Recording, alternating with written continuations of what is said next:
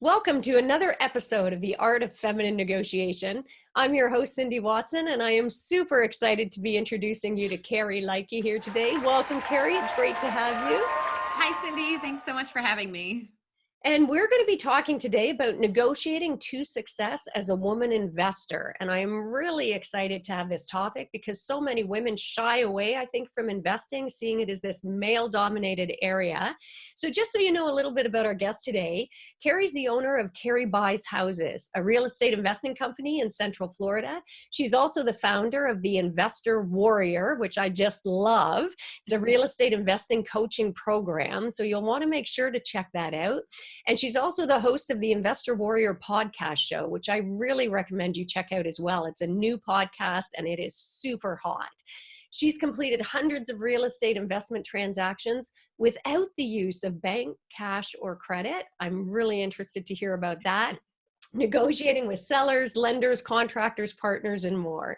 Carrie's coached hundreds of aspiring and active real estate investing professionals. And she's also, on top of that, a wife and a mother of three. And she lives in Florida. And her passion is helping others show them what they're truly capable of and living a life that they desire and deserve.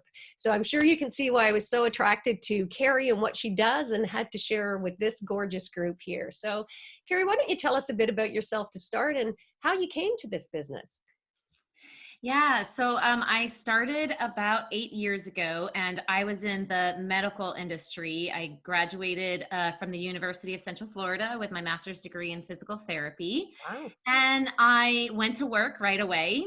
And I realized that I was getting burnt out really quick all of a sudden, just 3 years into this dream career that I had. Yeah. And I wasn't getting burnt out because of the actual work. I was getting burnt out from the schedule and the limitations that this new career was putting on my life at that time. And I remember sitting down with my now husband, but at that time, you know, we were just dating and we were really talking about getting married and having kids and all the things that we wanted to do in our life. And I had these grandiose ideas of like traveling the world with my kids and taking the summers off to go to Europe. And I remember him like sitting me down and staring at me like eye to eye and saying, Carrie, how do you think you're going to do this with your job, your job? I'm like, well, I don't know. I haven't thought about that. So that led me into this path of real estate investing. And what I loved about real estate investing was not necessarily the investing part, because the investing is just the vehicle to getting what you want in your life, but it was what the vehicle could give me. And so that's what first initially got me excited about real estate investing, is the life that it could give me and the flexibility that it could give me in my schedule. And as we grew our family, I was doing deals with a baby on my hip. I was bringing my breastfeeding newborn to the closing table. Cindy, one day my newborn spit up on the closing paperwork at the closing table right after I had breastfed him in the bathroom of the title company. And I was like, I wasn't embarrassed at all. I was like, this is why I'm doing what I'm doing. I love that. Oh my gosh. That reminds me, once I ended up having to go to the court. I think I'd shared this story with you before. I had to go to the Court of Appeal. They refused to adjourn the case when I had a newborn baby, which was ridiculous because they adjourned for men for like important golf tournaments, for heaven's sake. Right. They wouldn't adjourn. I had to show up with a newborn baby that was only a few weeks old, had my mom at the back of the room with the kid because I was still breastfeeding. And at one point, I remember he started fussing and squawking, and the judge saying, "That may be the most intelligent argument I've heard today." Well, I'm glad they had humor around it, because some wouldn't. Oh my gosh. So I'd love you to tell a bit when you say what it can do for you, because I think so many women are sort of resistant and see that as a foreign world. So for people of your interest, what are some of the advantages and things that a career in investing can do for you?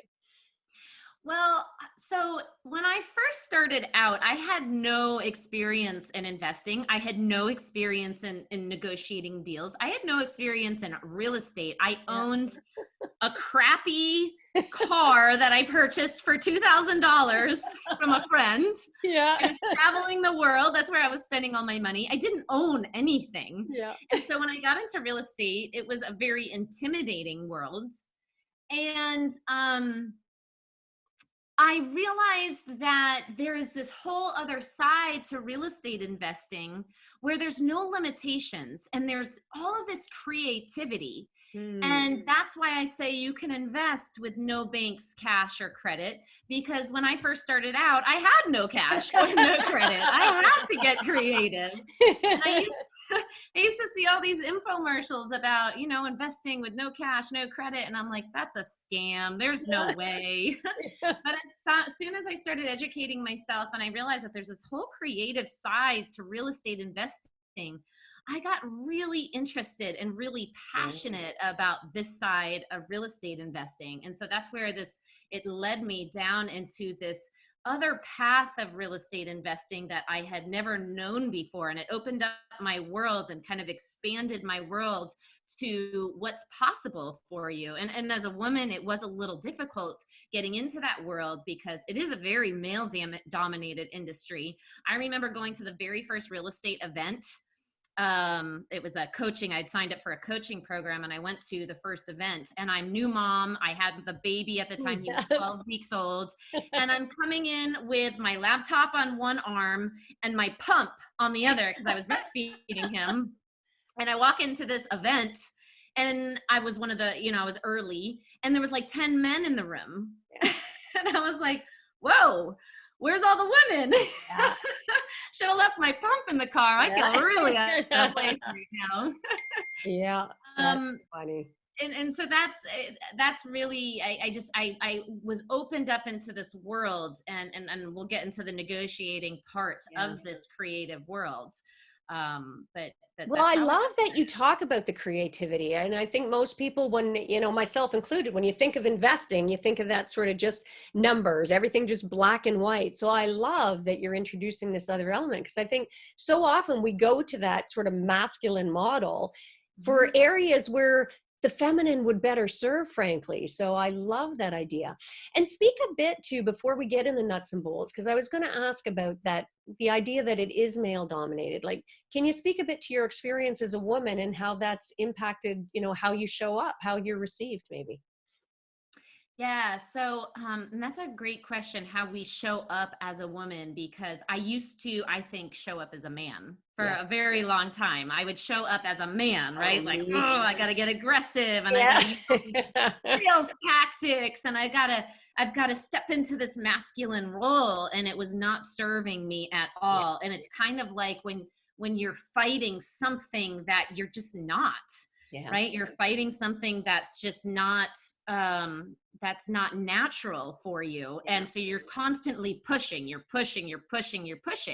And when you're constantly pushing and you're not bringing your most authentic self to the negotiation, the other side can feel that. Yeah. They can feel when you're not being authentic and true to yourself. And for a while, I had to learn how to become true to myself when it came to this business. And I also had to realize that women, when it comes to negotiating, are amazing negotiators, because guess what, you guys? We are nurturing people. We're the nurturers, we're the listeners, we're the ones that want to fix the boo-boos. Yeah. And typically a negotiation between two people, there's a problem. There's a boo-boo that we want to solve, right? I love it. And we don't want to just put a Band-Aid on it. We want to heal it. We want to nurture it. We want to make sure that it recovers, that we create a situation where both people walk away and we feel good about it. And so I realized that women are amazing negotiators, and it's what you it's the story you tell yourself when you go into a negotiation that's either going to empower you or disempower you. And Tony Robbins says this all the time. He says, change your story, change your life. Yeah. Because we tell ourselves stories all the time, and those stories create a perspective. And that's how we see the world around us, is the story that we're telling ourselves. So when I first got into this business, the story I was telling myself was, in order to negotiate, a successful real estate deal, right? I have to be greedy. I have to be aggressive. It's Yeah. kind of slimy, but it's the only way. Right? I'm thinking used car salesman stereotype. Yep. And I used to come to the negotiating table fearful, feeling slimy, not feeling myself. And the other person could feel that on the other end. And it wasn't until I changed my story about what negotiating is. It's not about being slimy or being greedy. It's about solving a problem. Love it. It's about figuring out a solution. It's about coming into it, not coming into a negotiation with a set outcome, like this is the way it has to be, but coming into that negotiation with an open mind to maybe figure out a better solution. And it all comes down to listening, right? Yeah. I love this. Oh my gosh, this is so consistent with what I do. I'm actually doing a TEDx talk next week, and it's on the rise of the feminine Yeah. voice. Yes. And that's one of the themes actually, is about how we all believe that we're so conditioned to believe that the only way to succeed in this world is to bring that masculine energy, because we've bought into the myth that it's sort of a man's world, and we've come to define success based on that masculine model. And the truth is, if you look at this key skill sets that make the most effective negotiators, most of those are skills that people would consider feminine, as you just talked to. Absolutely. And if we tap into our authentic strengths, it actually makes us better negotiators than under the traditional model. So I love that. Now, you mentioned listening. How important do you think listening is in the negotiating process, Carrie? Oh my gosh, listening is the foundation of a successful negotiation. I remember listening to, it was an article or a podcast, but it was about Nelson Mandela's, I think, maybe father or grandfather. And he talks about how he was this master listener. He was a man of few words. And the reason why he was just such a successful leader was because he didn't say anything during meetings. He didn't say anything. He would let everyone speak. Yeah. And he would sit there and he would listen, and he would literally always be the last one to speak. And it was with very few words, but it was very impactful because he was listening to everyone around him and taking in all of the different problems. And what he was taking all those pieces and trying to find a solution to the problem. And I think so many of us, we listen to respond. Yes. We don't listen to understand. Absolutely. So you know, let's say we go into a negotiation and I've already got my outcome, right? I'm like, this is the outcome I want, and it has to be this way, and I'm going to negotiate it until I get my outcome. So let's say in my world, I want to buy this house, right? I have my set price. I need to buy this house for $100,000, no less. Yeah. And that's my outcome. And I go into this negotiation and I'm doing all the talking. If I'm doing all the talking, I'm not listening. Yes. And you can tell as soon as someone goes into a negotiation or into anything, and they're the only ones talking, and they're not asking the other person any questions, they are listening to respond.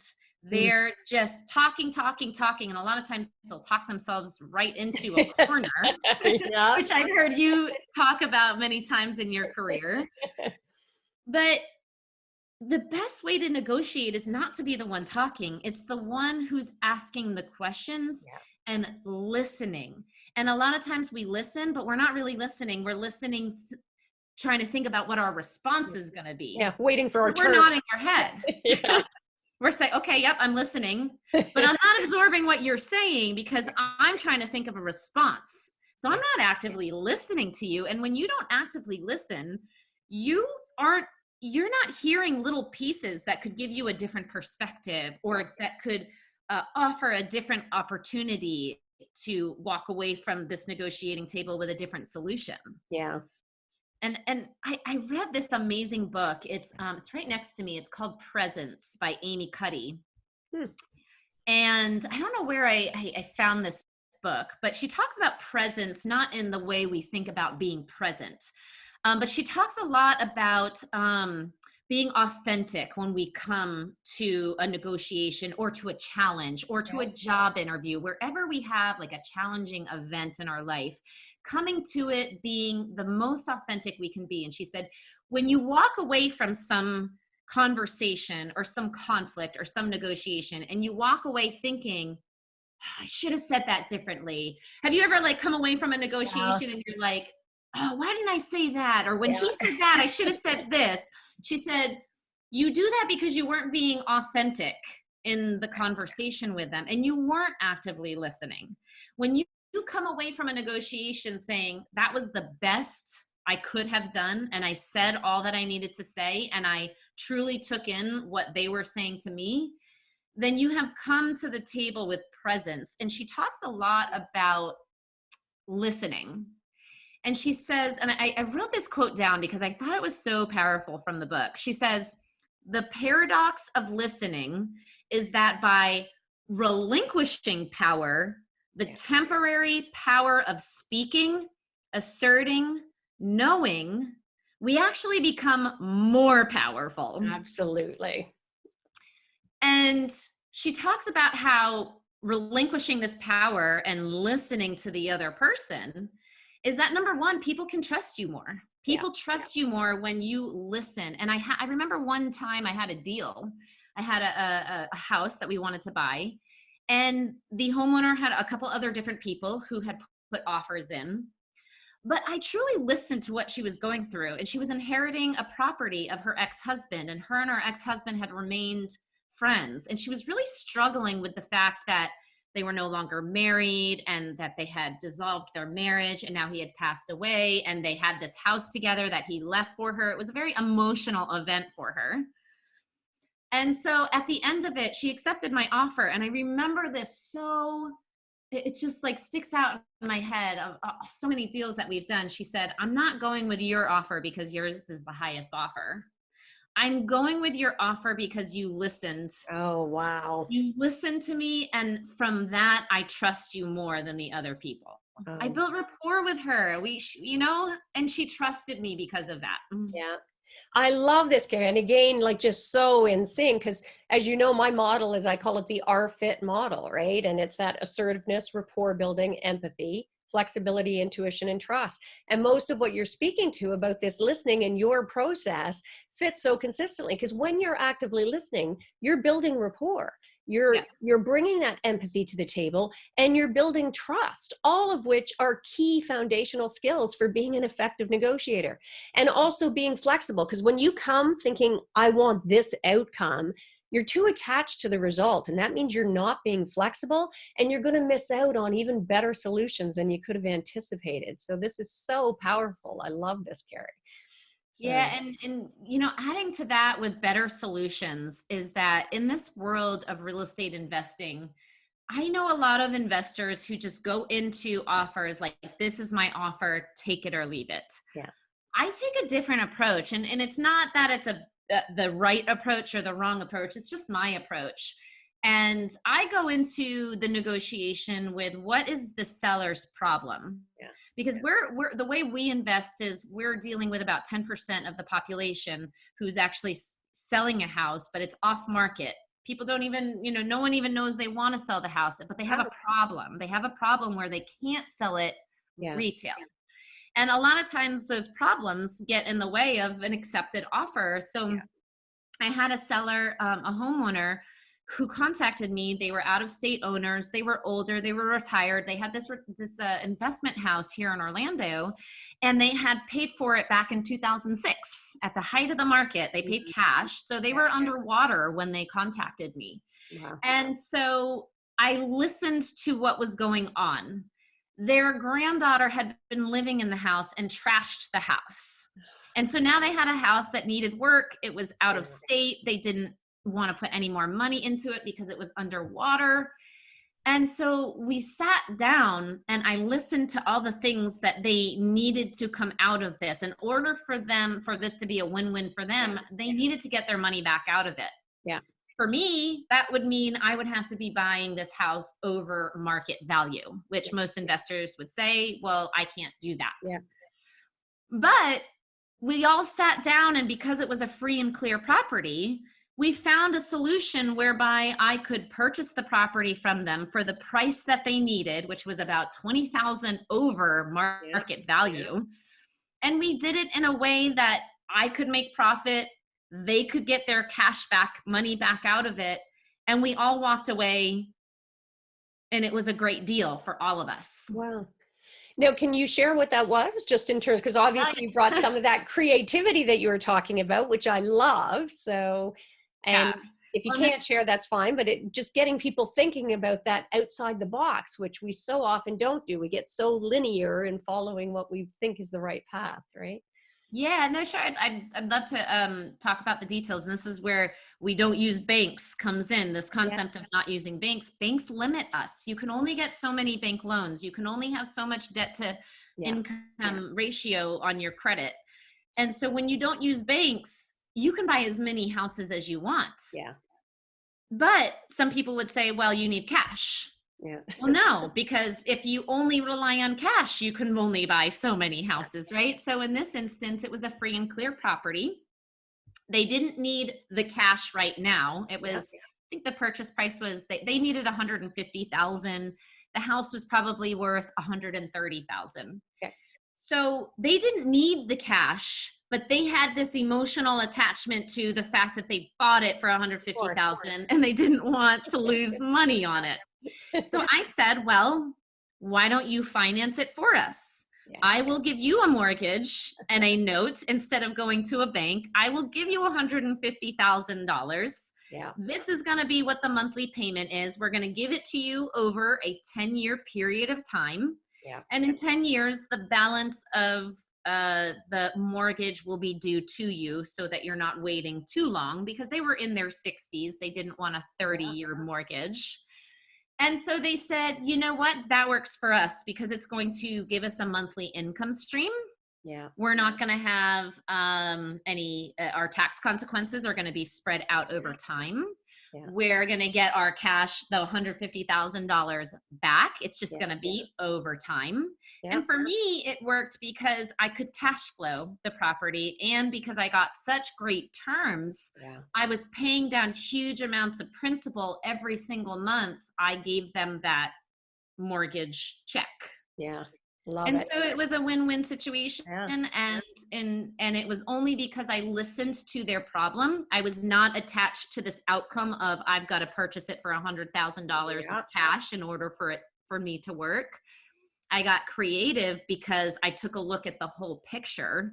Yeah. And I built trust. Yeah. They would not have done this deal if I didn't build trust in the beginning, because this was not a standard traditional deal. Yeah. I had to explain to them how this was going to work. They had lots of questions. Yeah. We talk in the real estate world about seller objections. And there's very common, frequently asked questions when you propose a deal like this to a homeowner. Absolutely. In fact, there's probably 15 frequently asked questions that a seller may choose like 2 or 3, right, that they might have questions on. Yeah. This seller had all 15 questions. I remember walking away thinking, and this is Amy Cuddy, presence. Yeah. I remember thinking, that is the best I could have done. I answered every single question the best I could have answered it. Yeah. And I walked away thinking, if they don't go with this deal, it's okay because I did the best I could do. But and they accepted it. I love it. And I love those creative outside. And again, for our listeners there, I mean, I hope you're really listening. Speaking of listening, to get that creativity outside the box. Because I had a very similar experience, Carrie, where it was like this dream home. It just was so out of our reach. But once I'd seen it, I so wanted it. And we were both going the traditional model with real estate agents. And the agents couldn't see past their normal way of doing things. And we were so far apart on the price. And I started getting creative, and I asked them about a vendor take-back mortgage at 0% interest, because I'd done some math. And if you look at the interest over that period of time, it actually equaled the difference that we were talking about, which seemed insurmountable. And the real estate agent was, no, absolutely not even going to put it to them. And I'm like, you're our agent, put it to them, or I'm going to go to them directly. And sure enough, the deal ended up coming together based on this vendor take back at 0% interest and bridging that gap by staying flexible and open. So I love that. Yeah, that's great. Yeah, beautiful. And anything else in that? Because I was going to ask about this concept about investing without banks or cash or credit. So is it that kind of approach that you're talking about, where you just get creative outside the box with vendor takebacks or some comparable kind of solutions? Yeah, I mean, it's funny. People ask me all of the time, how do you structure your deals? Yeah. Because we structure them all kinds of different ways. I'm not one who just wholesales contracts or fix and flips um, or acquires rentals for long-term hold. I kind of do it all. And Nice. it's because every deal is a little bit different. And so I don't like to limit myself to just one acquisition strategy and one exit strategy. And we go a lot into this actually in a course that I'm developing right now, but it's how to pair an acquisition strategy with an exit strategy so you can make profit in the middle. It all starts with solving the seller's problem. Yeah. And the exit is almost always going to be determined by what offer the seller is going to take. Love that. So if a seller needs all cash, I deal with a lot of people who they have an inherited property. So their mother or their father or their loved one passed away. Yeah. And they've inherited this property. 9 times out of 10, they want to walk away from it. They don't want to do any kind of creative financing with it. They don't want to hold a mortgage or a note. They need to cash out to pay the attorneys. They need to cash out to disperse the funds to the heirs, which sometimes I had a deal who had 13 heirs, right? I don't want to be cutting 13 checks each month. So a lot of times I know going into a probate situation that most likely I'm going to buy this house for cash and I'm going to fix it up and sell it, because whenever I buy a house for cash, I want to get my money right back out and move on to the next thing. Yeah. But then when I encounter landlords, maybe who are going through eviction, 9 times out of 10, I know that they're going to be willing to talk about terms, talk about owner financing, talk about things like subject to or lease options or wraparound mortgages, because they're an investor. They're not emotionally attached to the home. They're attached to the numbers. They want to know what the numbers are. How can I make this a good deal for them? And so in my world, and probably in most people's world when you're negotiating, you have to know your customer. You have to know what kind of problems they might be experiencing.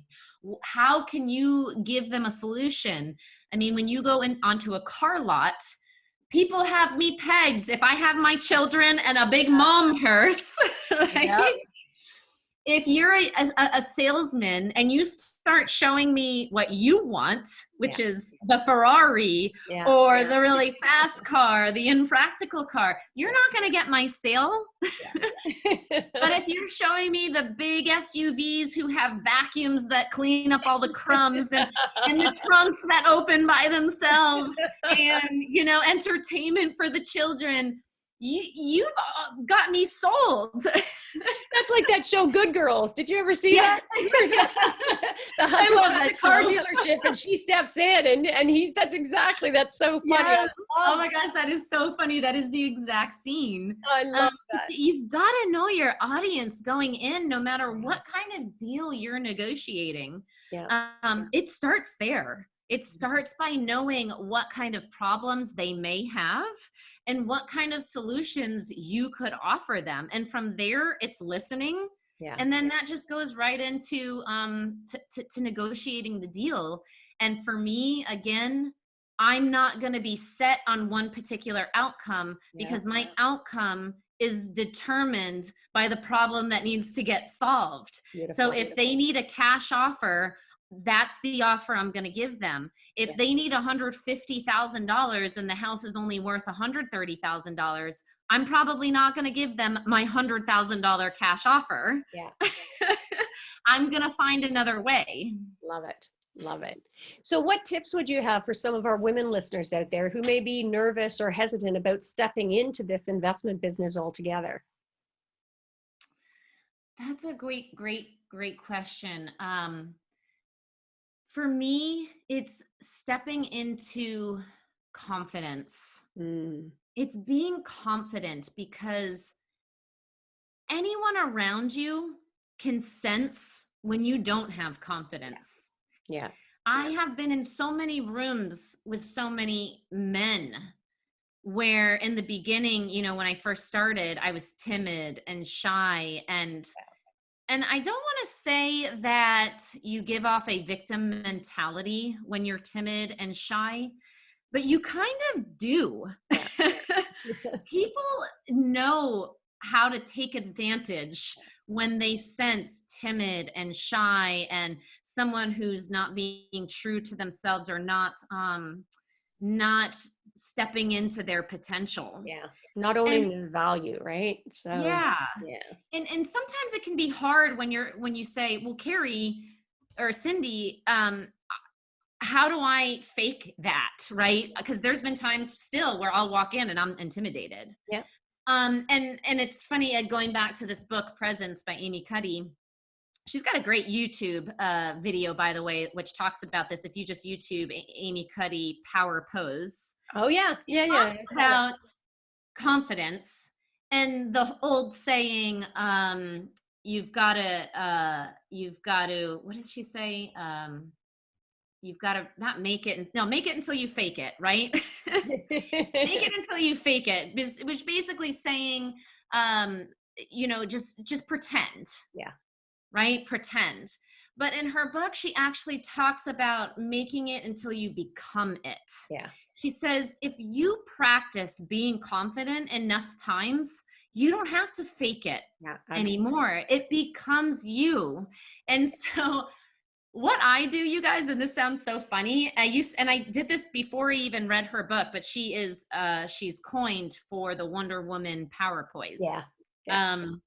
Is standing up, putting your chest up, lifting your head up, putting your hands on your hips, pronouncing to yourself that you are confident, Yeah. even if you don't yet believe it, because body language is huge. Yeah. Yeah. When when you're scared or intimidated or you're not feeling confident, you tend to shrivel up. You tend to, like, the fetal position. When you're confident, you expand. Yeah. Right? If you look at people who have won a race, as soon as they cross the finish line, this is them. That's it. Exactly.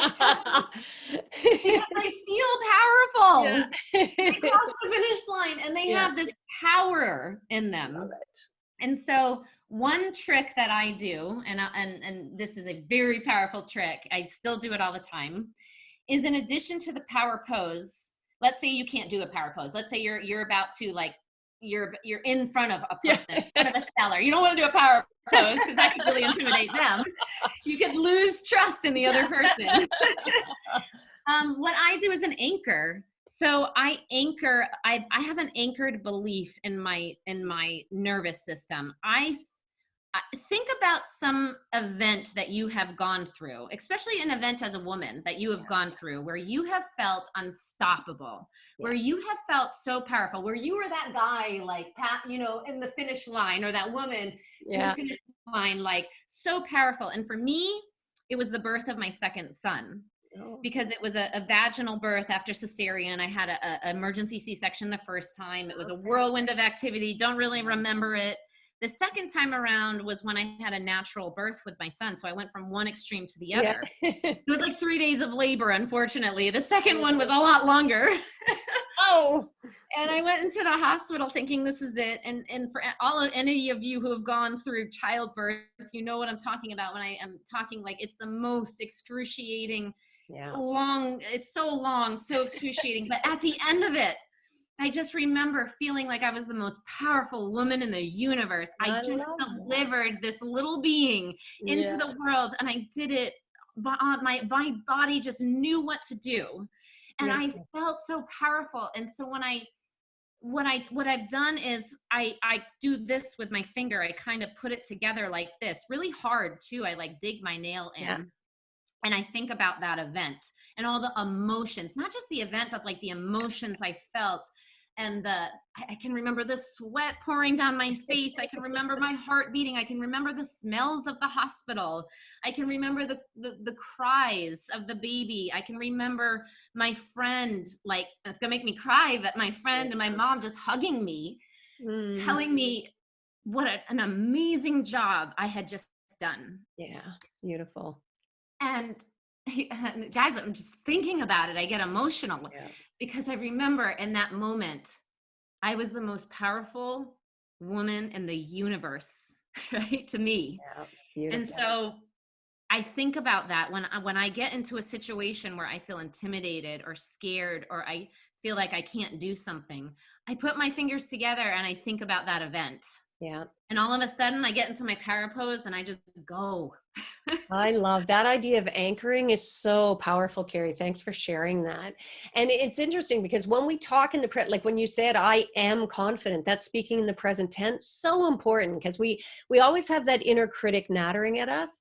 And our brain gives us or tries to give us what it thinks we want. So when that inner critic talks to us, our brain goes out trying to find evidence of that. So we end up self-sabotaging. But the beauty is we can retrain our brain. So when we do what you're saying, and for our listeners out there, find your anchor and talk about the state you want to be in present tense and say it out loud as your incantation, because you'll then be training your brain to go find evidence that you are confident and you are successful and you've got this. And it's a beautiful, powerful way to retrain how our brain thinks, and allows us to show up differently. So that was a gorgeous story. Thank you for sharing that. So Yeah, you're welcome. And I wondered if you could talk to us a bit about as well, because ironically, the TEDx talk, the theme this year is voice for next week. And that got me to thinking about the feminine voice in the world of investments, because we don't have a lot of feminine voices in that industry. So I wondered if you have any thoughts about that, about the feminine voice, the strength that that can bring to that investment industry. Yeah, it's interesting that you brought that up, because last year I took a course on stock market investing, just a different approach to what we have always done. And in that course, they talk about stock market gurus, right? The big guys, the Warren Buffetts and the Charlie Mungers. And there's this whole list of gurus where they look at what they're buying and what they're selling. And someone in the back of the room, a woman, she raised her hand and she said, excuse me, where are the women gurus? Nice. And consequently, it was mostly men who were teaching the course. There was a few women, and they said, yeah, interesting, right? That you pointed that out. There aren't a lot of men gurus in the investing space. We have tried. We have women gurus in the investing space. And we've tried to find women investors, but they said, here's what we've found. There are women investors out there who could be our guru investors, who could be here, on our table, who we're following. But they said what we've found with women who are in this male-dominated industry, who are in this investing space, is that they don't like to talk about their investments. They don't like to, they're not vocal about what they're doing. And they said, so it's been hard to tap into the woman investor community. And it got me thinking, like, why is that? Yeah. Why are women not vocal? And it's the same thing in real estate investing. If you Google real estate investing coaches, you're going to find mostly men. Yep. There are not a lot of women real estate investing coaches out there. And I started wondering, why aren't women being more vocal about their success and about wanting to teach others? And I think that it all has to do with this, women today, this is a relatively new concept. When you think about our history, and you think about just back in like 50 years ago, women weren't in the workspace. There Absolutely. was very few women in the workspace. So when you think about our history and the amount of time women have entered into the workforce and become successful business people, Yeah. it's been a very short, relatively short period of time. And I think women are still finding their voice, Love that. Yeah, you know? beautiful. Yeah, I love that perspective. And actually you got me thinking as well as you were talking, because it's relatively recent history that women weren't even allowed to own property, couldn't have credit in their name, right? So I mean, Yeah. really that's not that long ago in the scheme of Not. things. And then you compound that. So I think you're right. I hadn't thought of that about us just finding our voice in these new industries that we're in. And tied to that, when you think we are really deeply conditioned from a very young age to not brag on ourselves, right? Young boys get their social status by beating their chest and making themselves larger than life in the schoolyard. And young girls learn as early as kindergarten that if you brag on yourself, you're going to get shunned. So it's one of the things I do with my mastermind clients. I make them brag on themselves. I make them actually shoot a video being as audacious and larger than life as possible, just to start pushing past that need to keep ourselves small, right? So that's Yeah, a great insight. and I love that you said that about bragging about, you know, about ourselves, because um it's again the story that you tell yourself, right? And I think a lot of women do think that they're being like you know, ego, like their ego is getting out and Yeah. they're bragging, and they were taught not to do that. But what a lot of us don't realize is that by telling other people about our success, we inspire other people to be Absolutely. successful. Absolutely. I remember listening to a podcast one time with Andy Frisella, um, who owns you know, I think his company is up to 600 million. Wow. He's not for everyone. When he talks, he sounds very egotistical. He talks about his success all the time. He is a man's man. All right, but I listen to him Yeah. because deep down, he actually has a very caring way about going about inspiring people. And he said one day someone stopped him. He loves cars, Yeah. right? His thing is cars. He loves the expensive Lamborghinis and all that. I don't even know. I don't even know these cars that he has, but to him, you know, they're big deal. Yeah. And I guess one time someone said to him, you know, the price of that car you could have donated to a charity and fed million, you know, hundreds or thousands of children. And he said, yeah, except this car inspires others to be Okay. successful and to donate to charities. He said, I donate to plenty of charities. And he said, I drive these cars because I love these cars. I Yeah. love expensive cars. He said, but when someone sees me in this car and they see what's possible to have in their life, it inspires them to go out and do the same. And guess what? When they become successful, they can donate to charities too. I love it. So it's not about bragging Yes. necessarily all the time when you're sharing your success or your techniques or your strategies. It's about sharing in your success and inspiring those to be successful around you. Yeah. That's a beautiful perspective. And that's one of the reasons I'm so excited about you coaching in this area, because I do think as we see other women out there being successful in coaching, and we can learn from them and bring that feminine, more authentic, instead of trying to, you know, fit a square peg into a round hole and try and show up as something that's not authentic to us. Being able to tap into those natural strengths is so beautiful.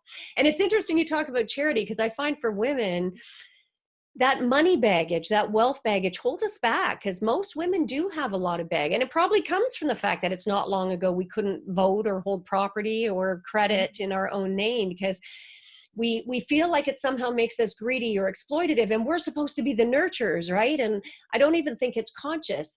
And it's interesting that studies show now women who are successful tend to donate to philanthropic causes in significantly higher numbers than their male counterparts. Kind of an interesting perspective. I Yeah. love that. So, well, this has been fantastic, Kara. There's just so much information. Do you have any sort of parting tips that you would give to women who are thinking about this industry? I mean, you've talked about bringing that feminine voice, about thinking outside the box, about bringing that creativity, about the importance of active listening and being present.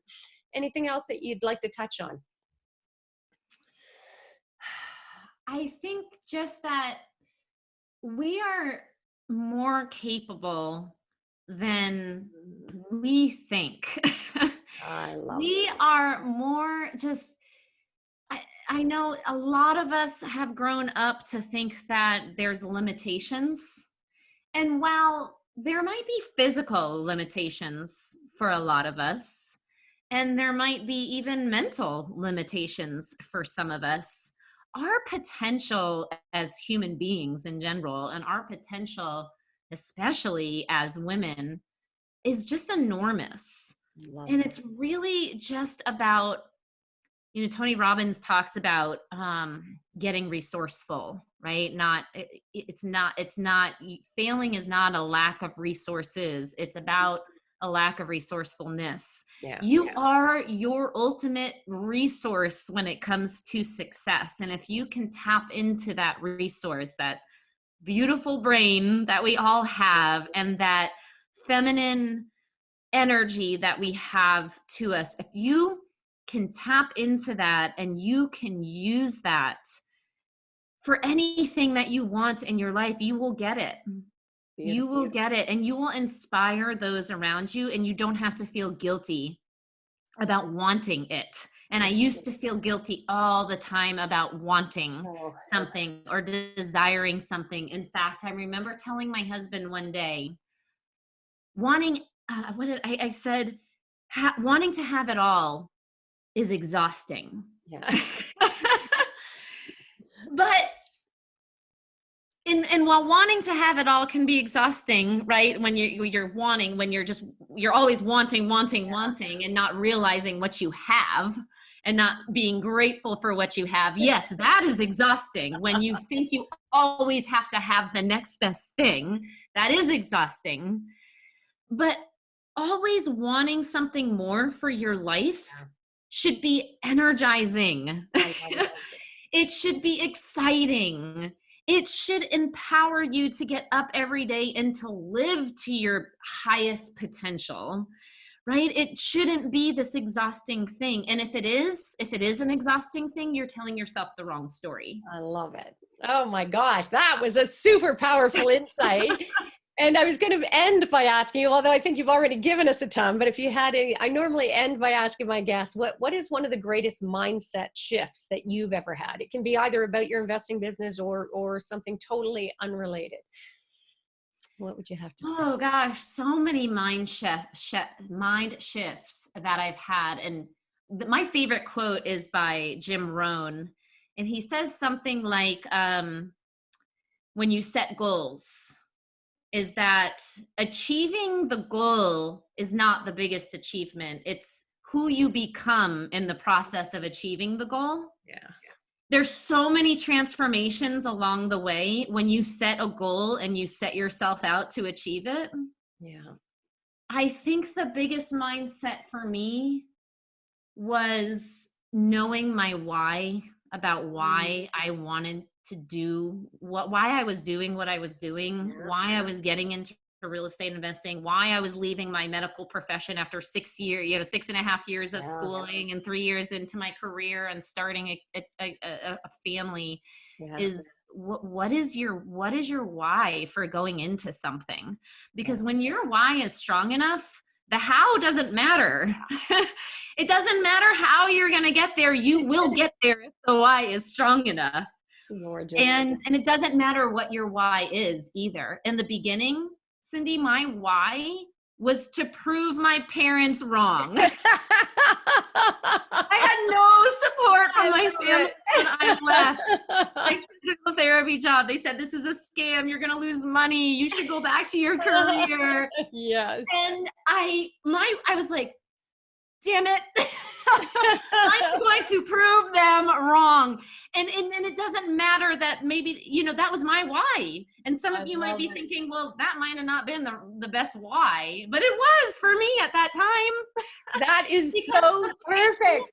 I'm The so glad you mentioned that, because it's funny. We always, and I talk a lot about finding that deep why as a negotiating tool, right? Know your deep why and yes. know the other party's why. But we always assume it has to be some lofty, high, No. we almost expect angels, oh, and it doesn't. The beauty of your deep why, and I thank you for sharing that.